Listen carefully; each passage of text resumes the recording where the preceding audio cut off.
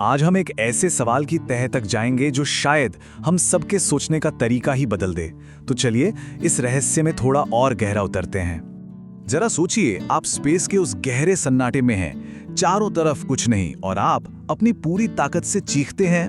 तो क्या होगा? क्या किसी तक आपकी आवाज पहुंचेगी या वो बस उस अंतहीन खामोशी में कहीं गुम हो जाएगी? और शायद सबसे जरूरी सवाल सिर्फ आवाज का क्या होगा ये नहीं, बल्कि अगर कोई सच में ऐसा करता है तो उसके अपने शरीर पर इसका क्या असर पड़ेगा। तो ठीक है, सबसे पहले इसी बड़े सवाल का जवाब ढूंढते हैं।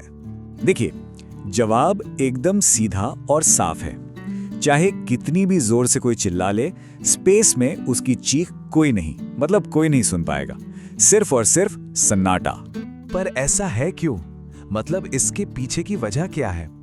असल में इसके पीछे एक बहुत ही सिंपल सा लेकिन गहरा साइंटिफिक रीजन है। यहाँ देखिए, धरती पर साउंड हवा में मौजूद छोटे छोटे पार्टिकल्स के जरिए आगे बढ़ता है ना?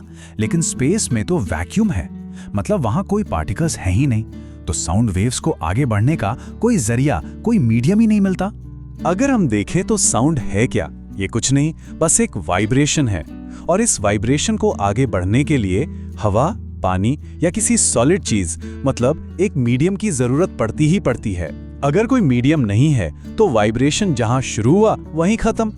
इसको ना ऐसे समझते हैं, जब हम कुछ बोलते हैं तो हमारे वोकल कॉर्ड्स वाइब्रेट करते हैं। अब धरती पर क्या होता है, ये वाइब्रेशन हवा के पार्टिकल से टकराता है, वो अपने आगे वाले से टकराते हैं और ऐसे एक चेन रिएक्शन की तरह ये आवाज हमारे कानों तक पहुंच जाती है। लेकिन स्पेस में वहां तो पार्टिकल्स इतने ज्यादा दूर हैं कि ये चेन बन ही नहीं पाती, वहीं की वहीं टूट जाती है। ठीक है, तो ये तो समझ आ गया कि चीख कोई सुनेगा नहीं। पर अब आते हैं उस दूसरे और ज्यादा खतरनाक सवाल पर। अगर कोई बिना स्पेस सूट के वहां चिल्लाने की कोशिश करे तो असल में उसके साथ होगा क्या? पहली बात तो ये कि आवाज शरीर से बाहर जा ही नहीं पाएगी, वो अंदर ही एक तरह से कैद होकर रह जाएगी। मगर असली खेल तो अब शुरू होगा। शरीर के अंदर का जो प्रेशर है वो अचानक से बदल जाएगा और इसका नतीजा कुछ ही सेकंड्स के अंदर ऑक्सीजन की कमी और उस इंटरनल प्रेशर की वजह से इंसान बेहोश हो सकता है। तो देखा, असली खतरा आवाज का ना होना नहीं है, बल्कि वो चिल्लाने की कोशिश करने का जो एक्शन है वो है। तो फिर एक सवाल दिमाग में आता है कि एस्ट्रोनॉट्स फिर आपस में बात कैसे करते हैं? उनका कम्युनिकेशन कैसे होता है?